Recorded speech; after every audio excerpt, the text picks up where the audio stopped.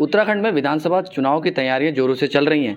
कालाडूंगी विधानसभा seat की बात करें तो लगातार दावेदारों के नाम सामने आ रहे हैं। उनमें से एक सुरेश तिवारी जी का भी नाम शामिल है, जो भाजपा में पिछले 3 दशक से एक कार्यकर्ता के रूप में सेवा कर रहे हैं। आज वो हमारे साथ मौजूद हैं। आइए उनकी दावेदारी पर कुछ बात करते हैं।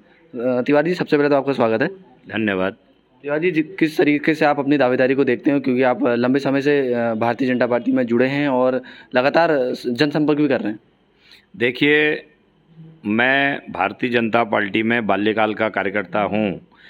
जब 1989 के दौर में राम जन्मभूमि का आंदोलन चल रहा था, राम मंदिर निर्माण के लिए पूरे क्षेत्र में इतना मूवमेंट था, पूरे देश के अंदर लोगों में बिल्कुल जय श्री राम के नारे के साथ लोग पूरे उत्सुकता के साथ थे। उस दौर से मैं भारतीय जनता पार्टी से जुड़ा। 1990 में मैं ग्राम सभा लोहरिया साल मल्ला का नवयुवक मंगल दल का अध्यक्ष बना।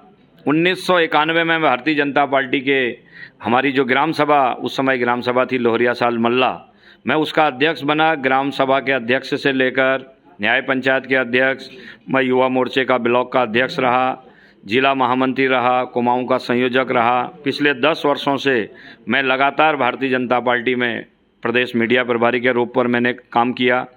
बिल्कुल ग्रास लेवल से, ज़मीन की बिल्कुल ज़मीन से उठकर मैंने अपने राजनीतिक जीवन की शुरुआत की है और एक बहुत ही सामान्य परिवार में, एक बहुत ही गरीब परिवार में काम कर कर मैं आगे बढ़ा हूँ। लोगों के प्यार, लोगों के स्नेह, लोगों के आशीर्वाद के कारण पूरे उत्तराखंड के लोग मुझको जानते हैं। मैं लगातार कालाडूंगी विधानसभा क्षेत्र के साथ ही जनपद नैनीताल में मैं इस बात को कह सकता हूं कि भारतीय जनता पार्टी के बाल्यकाल के कार्यकर्ताओं के रूप में जो कम कार्यकर्ता ऐसे हैं, उनमें मैं भी शामिल हूं। पूरे नैनीताल जनपद में मैंने भारतीय जनता पार्टी कार्यकर्ता के रूप पर अपनी पहचान बनाई। फिर पूरे प्रदेश के अंदर, उत्तराखंड के अंदर लोग मुझको जानते हैं। और विशेष रूप से कालाडूंगी विधानसभा जब 2 बार से अस्तित्व में आई है, ये तीसरा विधानसभा का चुनाव है। मैंने बंशीधर भगत जी के साथ 1991 से लेकर लगातार मैं उनके सारथी के रूप में काम करते रहा हूं। और कालाडूंगी विधानसभा क्षेत्र के प्रत्येक चप्पे चप्पे का, प्रत्येक ग्राम सभा के, वहां के वार्ड का मुझे एक एक जगह का पूरा अनुभव है। उस क्षेत्र में मैं एक बार नहीं, दर्जनों बार उस क्षेत्र में गया हूं। क्षेत्र की पूरी समस्याएं, किस क्षेत्र में क्या समस्या है, किस क्षेत्र में किस प्रकार से राजनीतिक समीकरण है, किस प्रकार से कहां पर वोटों का समीकरण है। हमारा विधानसभा क्षेत्र जहां शहरी क्षेत्र के साथ, वहीं हमारी 8 ग्राम सभाएं पर्वतीय क्षेत्र की भी हैं, जिसमें भीमताल ब्लॉक की भी हमारी ग्राम सभाएं इसमें जुड़ी हैं। तो पूरे क्षेत्र के अंदर भारतीय जनता पार्टी कार्यकर्ताओं के साथ साथ वहाँ की स्थानीय जनता के साथ, वहाँ के सभी सामाजिक संगठनों, धार्मिक संगठन के लोगों के साथ, वहाँ के नए पुराने जितने भी जनप्रतिनिधि हैं, उनके साथ मेरा सीधा संवाद है। और एक कार्यकर्ता के रूप पर मैं लंबे समय से काम कर रहा हूँ। इसी नाते कालाडूंगी विधानसभा क्षेत्र में बंशीधर भगत जी काफ़ी लंबे समय से वहाँ का प्रतिनिधित्व कर रहे हैं।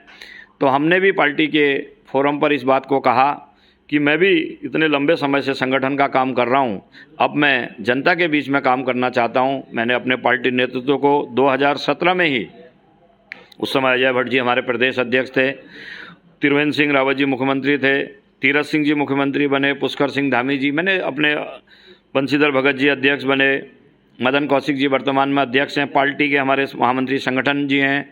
सबको मैंने इस बात के लिए कहा कि मैं पार्टी में कार्यकर्ता के रूप पर काम करते रहा हूं। अब कालाडूंगी विधानसभा क्षेत्र से मैं चुनाव लड़ना चाहता हूं, उसकी बिल्कुल धरातल पर मैं तैयारी के साथ हूं।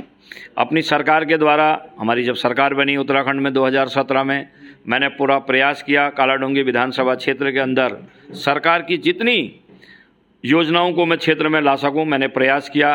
पानी के मामले में, नलकूप के मामले में, स्टेडियमों के मामले में कई ऐसे बड़े काम हमने किए हैं।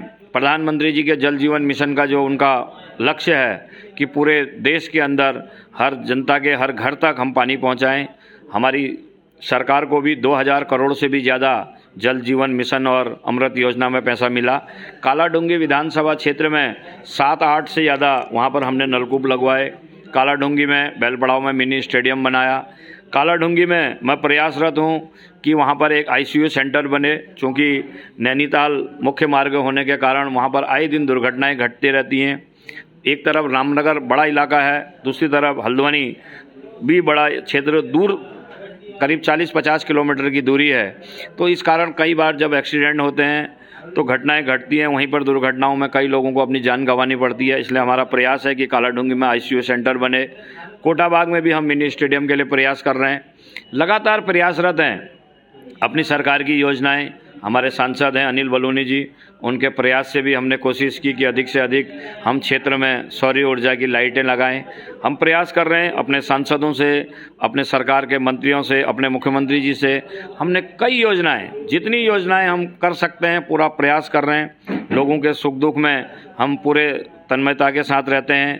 क्षेत्र में अपने पार्टी के कार्यकर्ताओं की, जनता की जितनी समस्याओं का ज़्यादा से ज़्यादा हम समाधान कर सकते हैं, मैं पूरा प्रयास करता हूं। पूरे दिन रात मेहनत करके हम इस विधानसभा की तैयारी में लगे हैं। मुझे पूरा विश्वास है कि भारतीय जनता पार्टी का नेतृत्व, चूँकि अपने काम के आधार पर अपने आप में मुझे पूरा विश्वास है, एक ज़मीनी कार्यकर्ता के रूप पर, चूँकि पार्टी का अपना एक वह है कि पार्टी अपने कार्यकर्ता, वो जनता के बीच में सबसे ज़्यादा मिलने जुलने वाले कार्यकर्ता को, जनता के बीच में स्वीकार वाले कार्यकर्ता को, और जिस प्रकार से पिछले काफ़ी समय से भारतीय जनता पार्टी का नेतृत्व सर्वे करा रहा, मुझे पूरा विश्वास है कालाडूंगी विधानसभा क्षेत्र के अंदर अपने काम के आधार पर जनता के बीच में हम हमेशा पूरी शालीनता के साथ, पूरी ईमानदारी के साथ, पूरी तन्मयता के साथ हम जनता के साथ जुड़े रहे हैं। और कालाडूंगी विधानसभा क्षेत्र में भी आप जाइएगा तो आपको लगेगा, आप हमारे बारे में पूछेंगे तो लोगों की अच्छी, हमारे प्रति लोगों की भावनाएं हैं। लोग चाहते हैं सुरेश तिवारी हम जैसा ही सामान्य परिवार का व्यक्ति है, अगर ऐसे नौजवान को काम करने का अवसर मिलेगा, अगर जिम्मेदारी मिलेगी तो हम, और अगर हमको ताकत मिलेगी, ज़्यादा ताकत के साथ कालाडूंगी विधानसभा क्षेत्र में जितना हम प्रयास कर सकेंगे, हमारी प्रयास रहेगा, हमारी कोशिश रहेगी कि इस विधानसभा क्षेत्र में हम अधिक से अधिक काम कर कर वहाँ की जनता को उसका लाभ पहुँचाएं। इसी प्रयास में हम लगे हैं। बाकी मैं पार्टी का कार्यकर्ता हूँ। भारतीय जनता पार्टी का नेतृत्व अगर मुझको टिकट देगा तो मैं पूरी ताकत के साथ बहुत भारी बहुमत से कालाडूंगी विधानसभा को भारतीय जनता पार्टी की झोली में डालूंगा। अगर पार्टी मुझको टिकट नहीं भी देगी, किसी अन्य व्यक्ति को भी टिकट देगी, हमारे दूसरे भाई को, हमारे जिसको भी टिकट देगी, मैं पूरी ताकत के साथ, पूरी निष्ठा के साथ, पूरी ईमानदारी के साथ जैसा अपने लिए प्रयास करता वैसा ही दूसरे उम्मीदवार के लिए प्रयास करूंगा। कालाडूंगी विधानसभा किसी भी कीमत पर भारतीय जनता पार्टी की झोली में जाएगी, ऐसा मुझको पूरा विश्वास है। आपने कहा, जिस तरीके से आपने कहा कि 2 बार चुनाव हो चुके हैं कालाडूंगी विधानसभा में, और जैसा कि कैबिनेट मंत्री बंशीधर भगत वहाँ से हैं, तो जब आपने फोरम में बात रखी तो एक बार जिला जो प्रदेश अध्यक्ष थे वो प्रेसिडेंट थे बीजेपी के, तो उनकी प्रतिक्रिया क्या थी जब आपने बताया? अब देखिए, बंशीधर भगत जी, कोई भी व्यक्ति, अब मैं पॉलिटिकल आदमी हूँ, मैं राजनीतिक आदमी हूँ, मेरा प्रयास रहेगा कि भाई मैं ही ज़्यादा समय से लड़ूँ। ये तो पार्टी संगठन तय करता है। और पार्टी को लगेगा कि बंशीधर भगत जी अच्छा काम कर सकते हैं तो भारतीय जनता अच्छा काम कर सकते हैं, कर रहे हैं। और जो पार्टी का एक पैमाना है, पार्टी ने एक लक्ष्य रखा है कि हम 70-72 साल के कम उम्र के लोगों को ज़्यादा से ज़्यादा अवसर दें। अगर पार्टी बंशीधर भगत जी को टिकट देगी कोई दिक्कत नहीं। अब लेकिन जिस तरीके से हमारे देश में भारतीय जनता पार्टी के नेतृत्व ने, माननीय मोदी जी ने दूसरी पंक्ति के नेताओं को खड़ा करने का जो अभियान चलाया है, हमारे वहाँ युवा, हमारे मुख्यमंत्री मेरे ही उम्र के पुष्कर सिंह धामी जी हैं।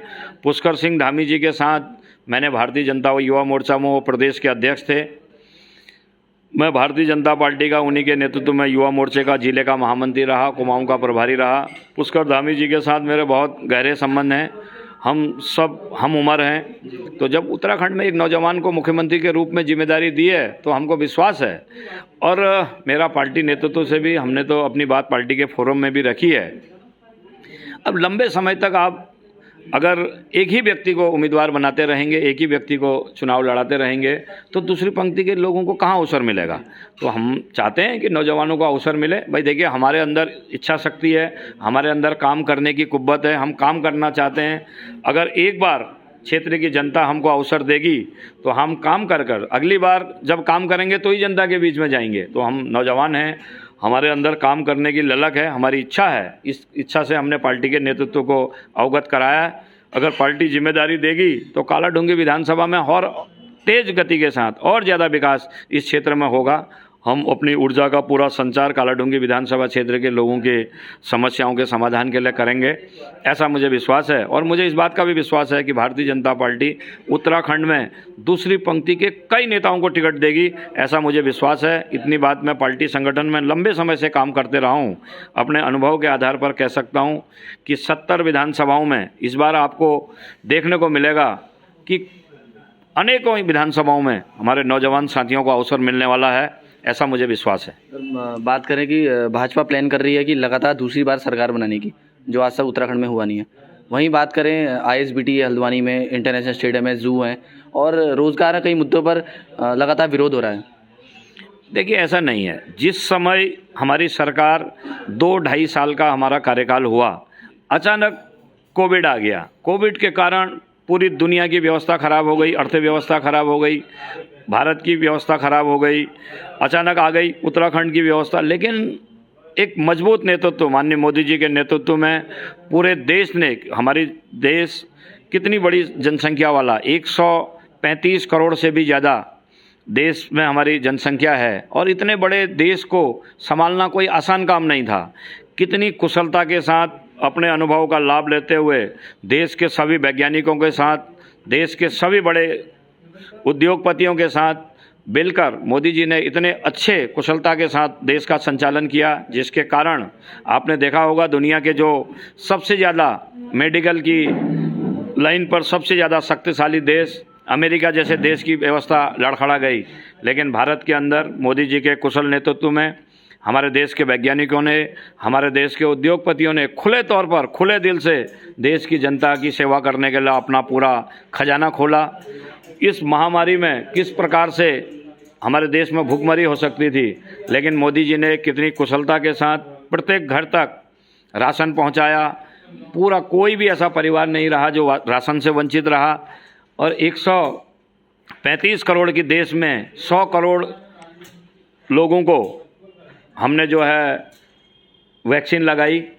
तो कहने का मतलब, और निःशुल्क वैक्सीन लगाई। आपने देखा होगा, आप पत्रकार हैं, पढ़े लिखे लोग हैं, किस प्रकार दुनिया के कई देशों में इस वैक्सीन की कीमत कहीं पर 7,000, कहीं पर 5,000, कहीं पर 1,000 उसकी कीमत रखी गई। लेकिन हमारे देश में, हमारे देश के प्रधानमंत्री ने पूरे देश की जनता को निःशुल्क टीकाकरण कराया।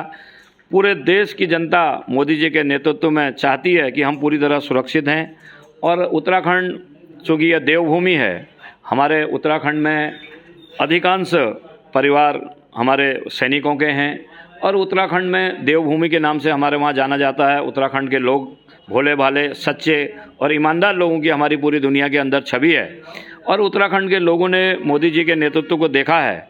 और किसी भी प्रकार की, देखिए, कांग्रेस तो भ्रम फैलाने का काम करती है। कांग्रेस के पास, कांग्रेस के नेता हरीश रावत जी अपने आप को मुख्यमंत्री का दावेदार कहते हैं। कभी वह ट्वीट करते हैं, आए दिन चर्चाओं में आने के लिए वो दुनिया भर की अपनी बातों को जनता के बीच में भ्रम फैलाना चाहते हैं। अभी 1 हफ्ते पहले आपने देखा किस प्रकार से उन्होंने कहा कि मैं इस्तीफा दे रहा हूं। फिर खुद ही कह रहे हैं, कोई भी कांग्रेस के किसी प्रदेश अध्यक्ष ने, कांग्रेस के किसी प्रभारी ने, कांग्रेस के किसी राष्ट्रीय नेता ने ये नहीं कहा कि हरीश रावत जी के नेतृत्व में चुनाव लड़ा जा रहा। लेकिन हरीश रावत जी के स्वयं ही कह रहे हैं। और हरीश रावत जी कोई ऐसा नहीं कि बहुत बड़े, कोई बिल्कुल लगातार जीतने वाले नेता हैं। इसी उत्तराखंड में, इसी कुमाऊं क्षेत्र में 4 बार हमने अपने अल्मोड़ा पिथौरागढ़ लोकसभा क्षेत्र में 3 बार लगातार बच्ची सिंह रावत जी ने, आज दिवंगत हो चुके हैं बच्ची सिंह रावत जी, उन्होंने हरीश रावत जी को हराया।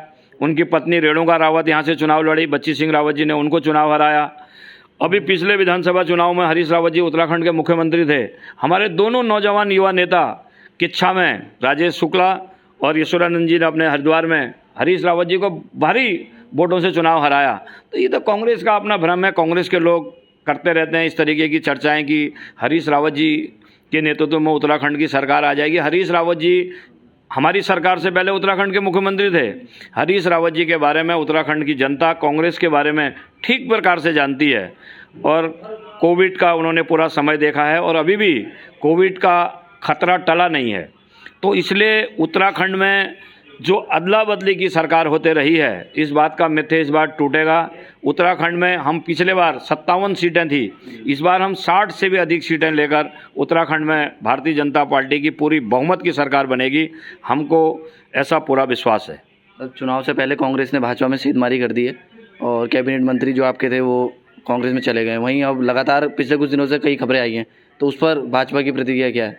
देखिए, ऐसा है, उस समय यशपाल आर्या जी कांग्रेस के ही, जैसा मेरा व्यक्तिगत मानना है, जैसा तरीके से अभी चुनाव से पहले कांग्रेस ने हम बोले तो मानसिक रूप से बढ़त हासिल कर ली है, क्योंकि एक कैबिनेट मंत्री की अपनी तरफ खींचना।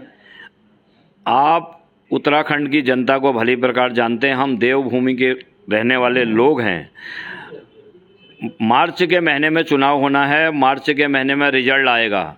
आप के चैनल पर आज मैं बैठकर यहाँ पर बात कर रहा हूँ, आप मुझसे मार्च के महीने में मैं आपको जवाब दूंगा। उत्तराखंड की जनता जानती है, यदि यशपाल आर्य जी और उनके बेटे संजीव आर्य जी दोनों ही विधानसभा क्षेत्र में भारी बहुमत से चुनाव हारेंगे, क्योंकि उत्तराखंड की जनता जानती है किस प्रकार से उन्होंने, देखिए, अपने लोभ लालच के कारण उस समय वो कांग्रेस से बीजेपी में आए। भारतीय जनता पार्टी ने उनको वो सारी चीज़ें दी, भारतीय जनता पार्टी के नेतृत्व ने उनको अपनी कोर कमेटी का सदस्य तक बनाया। पूरे जितने निर्णय हुए, यशपाल आर्या जी को हर चुनाव में भारतीय जनता पार्टी ने अपना चेहरा बनाया। सल्ट में उपचुनाव हुआ, यशपाल आर्या जी को मुख्य भूमिका में रखा।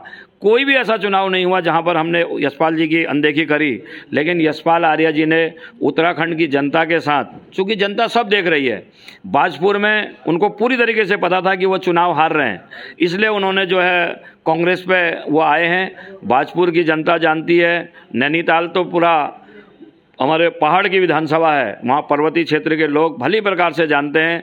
इस बार के विधानसभा चुनाव में दोनों ही, चाहे यशपाल जी हों चाहे संजीव जी हों, दोनों भारी बहुमत से चुनाव हारने वाले हैं। इस बात को आप मुझसे मार्च में जब रिजल्ट आएगा तो तब भी चर्चा कर सकते हैं। उत्तराखंड की जनता उनको निश्चित रूप से इस बात का दंड देगी और उत्तराखंड के अंदर इस प्रकार का जो दल बदल का जो माहौल है वो निश्चित रूप से रुकना चाहिए। वो दुर्भाग्यपूर्ण है, चाहे वो किसी भी पार्टी में हो। हम तो ये चाहते हैं कि उत्तराखंड की पूरी दुनिया के अंदर यहाँ के लोगों के सच्चे, ईमानदार और परिश्रमी व्यक्ति की जो इमेज है, उस इमेज को कहीं ख़राब नहीं होना चाहिए।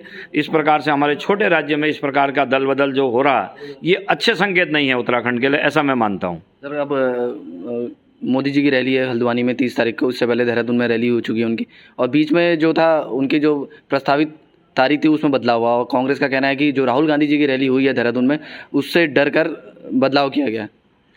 ये तो एक हास्यास्पद बात है। राहुल गांधी की रैली से मोदी जी की रैली में डरने जैसी बात ये किसी के गले नहीं उतरती। देखिए, मोदी जी दुनिया के लोकप्रिय नेता हैं, मोदी जी की पूरे देश के अंदर स्वीकारता है। देश की जनता, मोदी जी अगर कोई बात कहते हैं तो देश की जनता पूरे विश्वास के साथ उस बात को मानती है।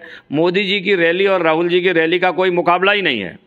30 तारीख को हमारे एमबी इंटर कॉलेज के मैदान में हल्द्वानी में रैली होगी। 1 लाख से अधिक लोग उस रैली में आएंगे। क्या क्या सौगातें मिल सकती हैं? देखिए, अब सौगात, चूंकि देश के प्रधानमंत्री हैं, मुझ जैसे छोटे कार्यकर्ताओं को इस प्रकार का हमको खुला आशा अभी वहाँ पर हम नहीं कर सकते हैं, कुछ तकनीकी दिक्कतें हैं। लेकिन माननीय मोदी जी कुमाऊं क्षेत्र में बहुत बड़ी योजनाओं को सौगात देने वाले हैं यहाँ के लोगों के लिए। और ऐसी ऐतिहासिक रैली देवभूमि के प्रवेश द्वार, कुमाऊं के प्रवेश द्वार हल्द्वानी में पहली बार देश के प्रधानमंत्री आ रहे हैं और भारी संख्या में, और भारतीय जनता पार्टी के नेतृत्व ने भी हमारे जितने नज़दीक के हल्द्वानी के आसपास की जो विधानसभाएं हैं, उन विधानसभाओं में हमारे विधायक, हमारे सरकार के मंत्री, हमारे संगठन के वरिष्ठ नेता और ग्राम सभा लेवल तक, गांव तक, मोहल्ले तक, वार्ड तक, पूरे नगरीय क्षेत्र में हो चाहे ग्रामीण क्षेत्र में हो, हमारे पार्टी के कार्यकर्ता दिन रात मेहनत कर कर लगे हैं। हमारी योजना है कि हम प्रत्येक बूथ से एक बस से कम एक बस, जो हमारे दूर के क्षेत्र हैं, जैसे हल्द्वानी के इर्द गिर्द के जो गोल राउंडिंग में शहर है, यहाँ पर गाड़ी लगाना को तो शहर के नज़दीक वैसे ही लोग आएंगे। बहुत ऐतिहासिक रैली होने जा रही है, बहुत उत्सुकता लोगों में है और माननीय मोदी जी को लोग सुनना चाहते हैं। आपको लगेगा हल्द्वानी में जब मोदी जी की रैली होगी, राहुल जी की रैली को लोग भूल जाएंगे। राहुल जी की रैली मोदी जी की रैली का एक हिस्सा भी नहीं होगी, इस बात का हम दावे के साथ कह सकते हैं। हल्द्वानी लाइव से जुड़ने के लिए बहुत बहुत धन्यवाद। Thank you. आपने सुना सुरेश तिवारी जी को, उन्होंने बताया कि जो आने वाला चुनाव है उसमें एक बार फिर मोदी मैजिक नजर आएगा और भाजपा लगातार दूसरी बार उत्तराखंड में सत्ता हासिल करेगी। हल्द्वानी लाइव, पंकज पांडे।